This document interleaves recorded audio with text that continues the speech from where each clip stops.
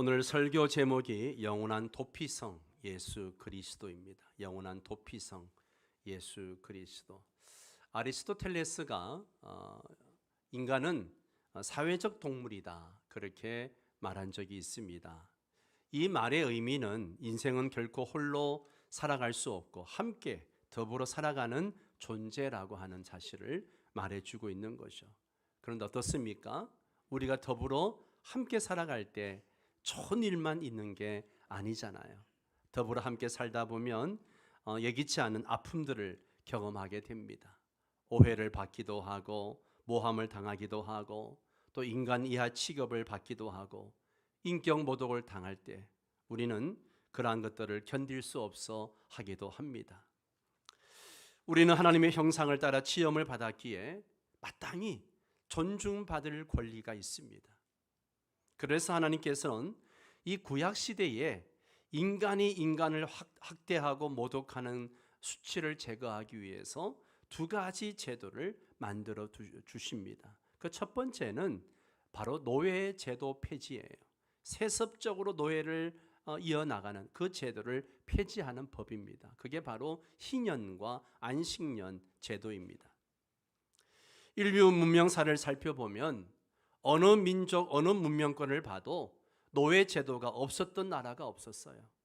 사람들은 전쟁 포로나 혹은 엄청난 빚더미에 앉은 채무자를 노예로 삼았습니다. 노예 신분은 일대로 끝나는 것이 아니라 자자손손 세습되는 제도였습니다. 인류 역사상 인간에게 가장 큰 수치가 있다면 그것은 하나님의 형상을 따라 지음받은 인간이 또 다른 인간을 노예로 삼았다는 사실이에요. 이 노예 제도는 우리나라 조선시대까지도 있었던 것을 봅니다. 그런데 하나님께서는 이스라엘 백성들에게 이 제도를 없애라고 하십니다.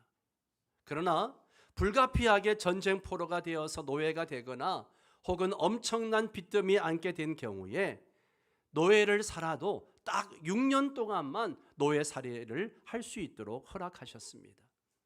이러한 제도는 채무자에게 큰 축복이었습니다. 왜냐하면 평생을 일해도 갚을 수 없는 엄청난 규모의 부채를 내 가족 중에 몇 사람이 6년 동안 고생하고 나면 모든 가족은 이 부채의 올가미에서 벗어날 수 있었기 때문이죠. 이러한 제도로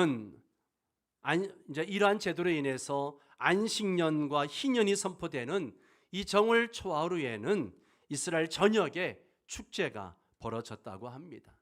양각나팔 소리가 울려 퍼지면 그날 새벽에 6년간 아버지 부채를 갚기 위해서 노예살이를 했던 아들이 아버지가 사는 고향을 향해서 막 달려가기 시작합니다. 이제는 더 이상 노예의 삶을 살지 않아도 되는 거죠. 이러한 자유의 외침은 이스라엘 산하 전국 곳곳에서 울려 퍼졌습니다. 인간 존중의 두 번째 제도는 바로 오늘 본문이 보여주고 있는 도피성 제도입니다.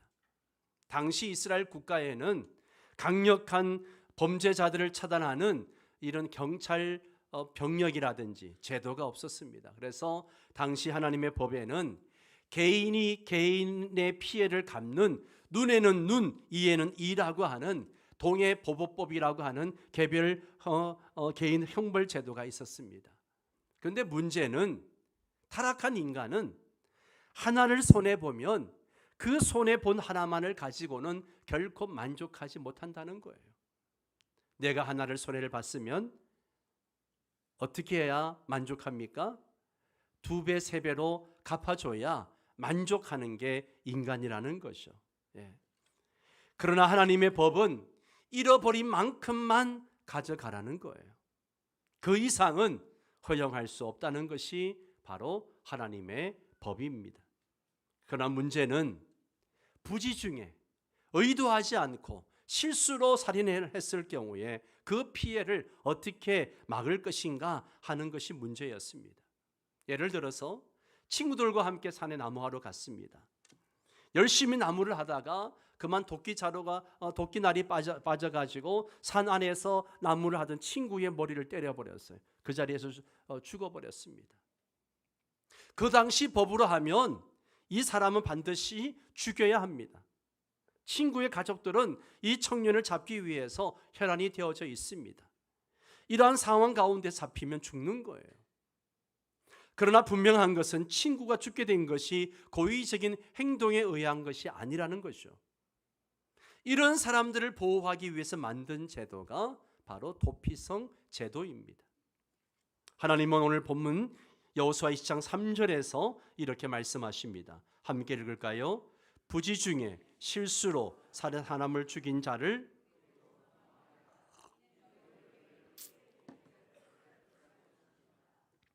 하나님은 실수로 사람을 죽인 자들을 위해서 도피성을 만들라고 명하셨습니다. 바로 이러한 위기의 순간 도피성으로 피난할 때 그 생명을 보호하라고 명하신 겁니다. 그런데 이 도피성에는요 몇 가지 특징이 있어요.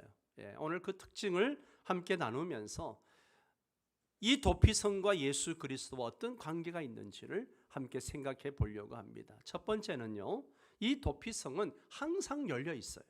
항상 열려 있습니다.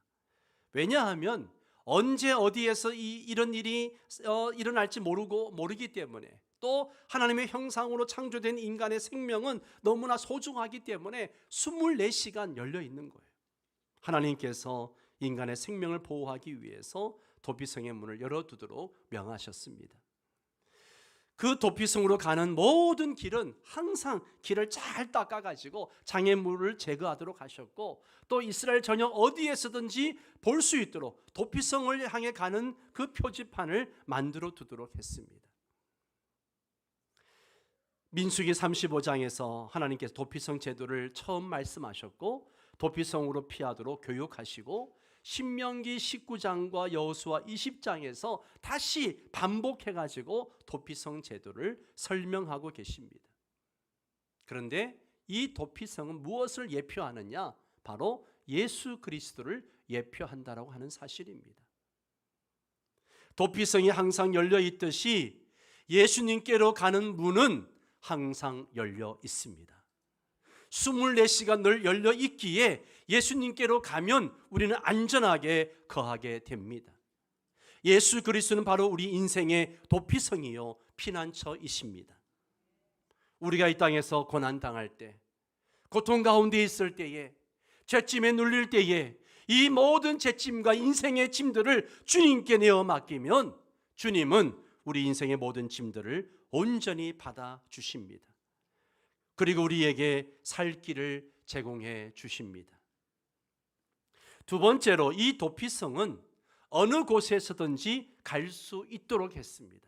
어느 곳에서든지 갈 수 있도록. 이스라엘 전역에 설치되어져 있습니다. 이스라엘 땅 전체는 우리나라 경상도 정도 크기밖에 되지 않습니다. 이러한 곳에 도피성을 6군데를 설치해 두었습니다. 자, 지도를 보면 이스라엘 전역에 아주 골고루 분포되어져 있는 것을 봅니다. 그래서 누구든지 부지 중에 오설한 사건이 발생하면 저 6군데 중에서 제일 가까운 것, 최소한 하룻밤이면 달려갈 수 있는 곳에 도피성을 둠으로써 그 생명을 보호하고자 하셨던 겁니다.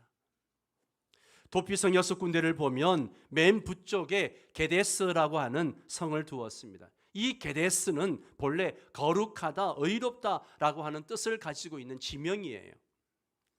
이 도피성 6개 모두가 예수 그리스도를 예표하는데요, 오직 예수님만이 거룩하시고 의로우신 분임을 나타내고 있는 겁니다.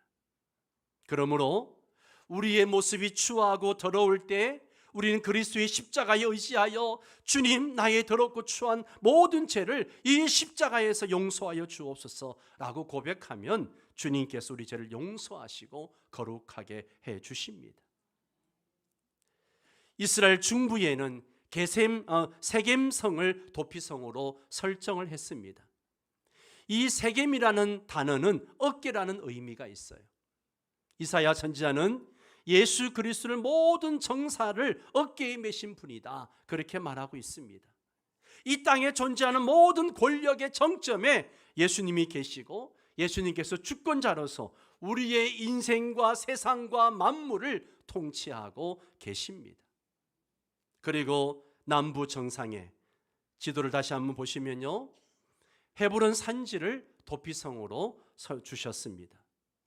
이 헤브론 산지는 본래 교제, 사귐 이런 뜻을 가지고 있어요.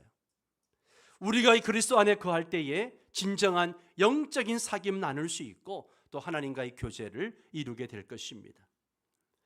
요단을 건너가서 이제 북부에 보면 골란 고원으로 알려져 있는 이 골란성을 또 도피성으로 주셨습니다. 이 골란성은 망명 혹은 도피 이런 의미가 있습니다. 이 땅에서 유일한 구원의 도피성, 유일한 피난처는 바로 예수 그리스도이십니다.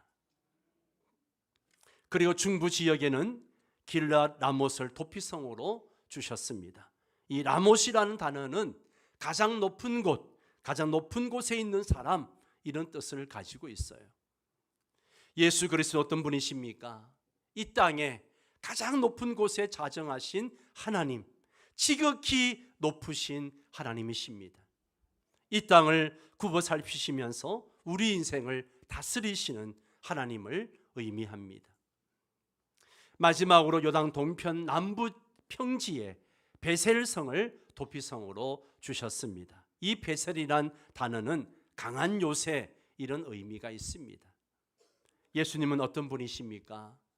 우리 인생을 보호하시는 분으로 전쟁터에서 어떤 화살이 날아와도 피해를 당하지 않고 해함이 없는 아주 강한 요새와 같은 분이십니다. 예수 그리스도는 우리 인생의 강한 요새이십니다. 세 번째 도피성 특징은 이 도피성은요, 누구나 갈 수 있습니다. 누구나, 예외가 없습니다. 어느 민족이나 인종 간에 어떤 차별도 없습니다. 하나님께서 이스라엘 백성이나 이방인이나 그 누구에게든지 상관하지 않고 개방하도록 법으로 정하셨기 때문에 그렇습니다. 오늘 9절 말씀을 함께 읽습니다. 이는 곧 이스라엘 모든 자손과 그들 중에 거류하는 거류민을 위하여 선정된 성읍들로서 누구든지 부지 중에 살인한 자가 그리로 도망하여 그가 회중 앞에 설 때까지 피해 보복자의 손에 죽지 아니하게 하기 위함이라. 아멘. 자, 이 말씀은요, 도피성이 곧 이스라엘 모든 자손과 그들 중에 우구하는 이방인들, 심지어 노예들까지 그 모든 사람들을 위한 것임을 말해주고 있습니다. 다시 말해서 민족주의 정서가 강한 이스라엘 백성들에게 이 도피성은 너희만을 위해서 주는 것이 아니라고 말씀하고 계시는 거예요. 이스라엘 백성이 아니라 할지라도 누구든지 그들의 생명을 보호하라는 명령이었습니다. 예수 그리스도 안에서는 유대인이나 이방인이나 히브리인이나 헬라인이나 우둔한 자나 지혜자나 모두 함께 구원을 받습니다. 예수 그리스도 안에서는 권세자나 부자나 굶주린 자나 가난한 자나 할 것 없이 모두 평등하게 구원을 받습니다. 그러므로 예수 그리스도 안에서 평화를 누리고 평등한 인간의 권리를 누리며 구원을 경험하게 됩니다. 우리에게 주는 교훈이 무엇입니까? 여러분, 나 자신이 예수를 믿어 구원을 경험했다면, 그리고 그 구원이 참된 신앙 고백이 되기 위해서는 나 한 사람으로 끝나서는 안 된다라고 하는 사실입니다. 왜냐하면 이 구원은, 나에게 이루어진 이 구원은 너무나도 위대하고 비교할 수 없는 하나님의 선물이기 때문에 그렇습니다. 그렇기 때문에 이 선물을 나만 누릴 수 없는 거예요. 소중한 선물은 나누면 나눌수록 더 커진다고 하잖아요. 그러므로 우리의 신앙 고백이 참된 고백이 되기 위해서는요, 이 구원의 은혜를 이웃과 함께 나누는 축복이 있어야 합니다. 하다못해서 우리는 가족 중에 사법고시를 붙고 막 그러면 온 마을 잔치를 막 벌이지 않습니까? 예? 우리는 이와는 비교도 할 수 없는 위대한 하나님의 축복을 받았습니다. 이것이 진정으로 나의 참된 신앙 고백이 되기 위해서는 이웃과 더불어 나누는 삶이 반드시 필요합니다. 네 번째는, 도피성의 특징은요, 모든 필요를 공급해 준다는 거예요. 모든 필요를 공급해 줍니다. 여러분 생각해 보세요. 내가 어찌 실수해가지고 다른 사람의 생명을 빼앗았습니다. 잡히면 죽는 거예요. 그러니 어떻게 하겠습니까? 전속력으로 도피성을 향해서 도망가는 것이죠. 도망가면서 집에 들어가가지고 옷까지 챙기고 먹을 거 챙기고 막 돈 챙기고 그럴 시간이 있습니까? 없습니다. 그냥 막 도피성을 향해서 달려가는 거예요. 5살자에게는 먹을 양식도 잠자리도 마실 물도 없었고 단 하루를 견딜 만한 에너지도 없었습니다. 그때 도피성에 거하는 대제사장과 주민들은 이 부지 중에 오살한 사람에게 모든 필요를 공급해 줘야 할 의무가 있었습니다. 이와 같은 모습은 우리가 예수님 안에 거할 때에 사랑하는 예수님께서 우리의 필요를 아시고 생명의 말씀과 더불어서 우리가 구하는 모든 것, 심지어 구하지 아니한 것까지도 공급해 주시는 그 모습과도 같은 것입니다. 할렐루야. 다섯 번째로 무죄 판결 이후에 당당하게 거기서 나올 수 있었습니다. 도피성은 무죄 판결을 받은 후에 자신 있게 걸어 나올 수 있는 그런 성이었습니다. 6절 말씀을 보세요. 함께 읽습니다. 그 살인한 잔치회 중 서서 재판을 받기까지 또는 그 당시 대제사장이 죽기까지 그 성읍에 거주하다가 그 후에 그 살인자는 그 성읍 곧 자기가 도망하여 나온 자기 성읍 자기 집으로 돌아갈지니라 하라 하시니라. 오살자가 도망갔다고 무조건 그 도피성에 살 수 있는 게 아니에요. 공개 재판을 반드시 받아야 합니다. 물론 공개 재판할 때 그 자리에 피해 보수자들 복수하기 위해서 몰려들었고 그리고 많은 주민들도 함께 나와 있습니다. 그때 그는 높은 곳에서 자기를 변호할 수 있게 됩니다. 여러분, 저는 제 친구를 살해하는 의도가 없었습니다. 저는 친구들과 함께 나무하러 가서 열심히 나무를 잘랐는데 도끼날이 빠지리라고는 전혀 예상하지 못했습니다. 서로 멀리 떨어져서 나무를 하자고 했지만 나무를 열심히 하다 보니까 친구가 가까이 있는 줄을 몰랐습니다. 이것이 불행의 원인이었습니다. 저는 지금도 제 친구를 사랑합니다. 살인할 의도는 전혀 없었습니다. 사랑 유가족 여러분, 죄송합니다. 용서해 주십시오. 저는 지금도 제 친구를 사랑합니다. 이렇게 자기를 변호합니다. 도피성은 이와 같이 자기 변호를 충분히 할 수 있는 기회를 주었습니다. 그리하여 대제사장이 그 이야기를 다 듣고 다 살피고 난 다음에 그래, 너는 의도가 없었다. 죄가 없다. 너는 자유다. 그렇게 선포하면 이제 그 도피성에서 나와서 자유로이 활보할 수 있었습니다. 이러한 과정을 통해서 피해자 가족들은 오살자의 말을 듣고 그래, 살인할 의도가 없었고 실수였구나, 그 말을 듣고 위로를 받고 마음을 진정한 후에 용서할 수 있는 시간적 여유를 갖게 되었습니다. 이와 같은 방법으로 우리 주님께서 십자가에서 모든 죄를 용서하셨다고 선언하시면 모든 것이 용서되고 우리는 무죄가 되는 것입니다. 주님은 우리의 어떠한 죄에도 불구하고 주님은 죄 없다라고 말씀하시는 것을 보게 됩니다. 마지막 여섯 번째는 대제사장의 죽음으로 죄가 있고 없고에 상관없이 도피성에 있는 모든 사람들은 방면되었습니다. 그 자체가 무죄를 선고하는 효력을 발휘했던 것입니다. 이것은 무엇을 의미합니까?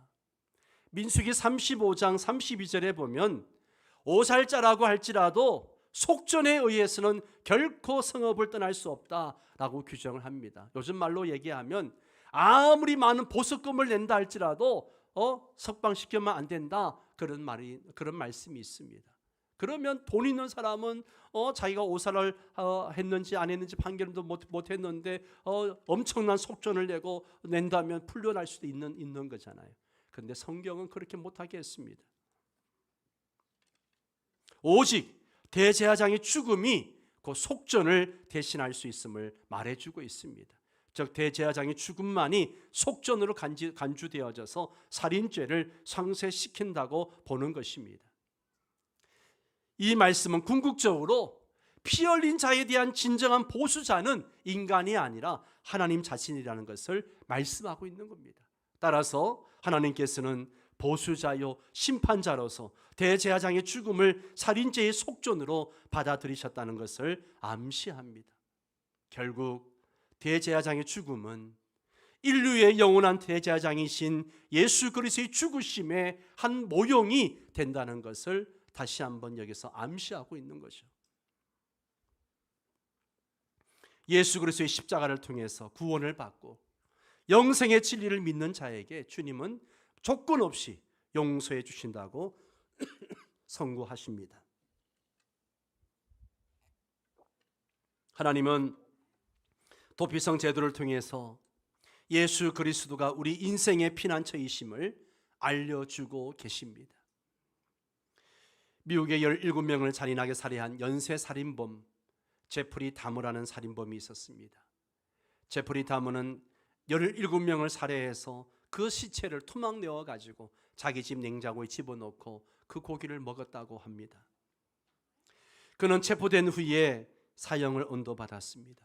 그런데 사형이 언도된 후에 제프리 다머는 세상을 다시 한번 놀라게 했습니다.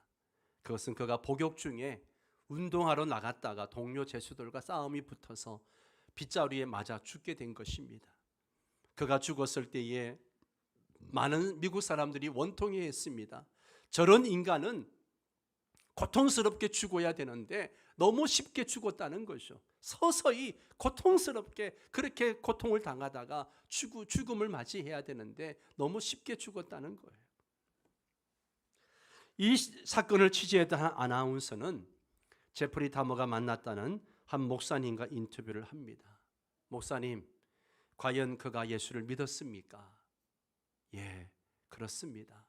저는 그를 매일같이 만나서 복음을 전했습니다. 세상에서 용서하지 못할 어떤 죄라도 예수님은 용서하실 것입니다.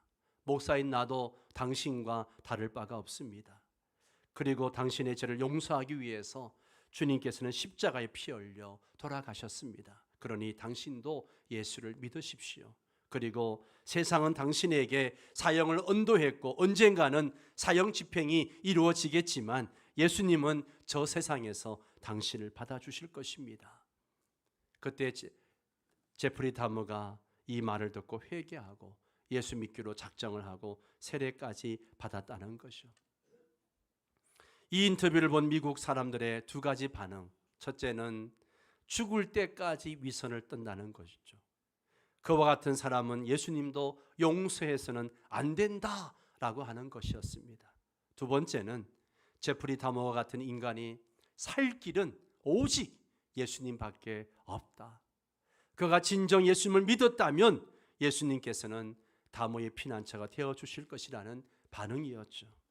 여러분, 예수님은 누구십니까? 예수님은 분명 제프리 다머 같은 죄인을 용서하시기 위해서 이 땅에 오셨습니다. 우리는 제프리 다머와 같은 살인자보다 낫다고 생각할 수 있겠습니다. 그러나 절대 그렇지 않습니다.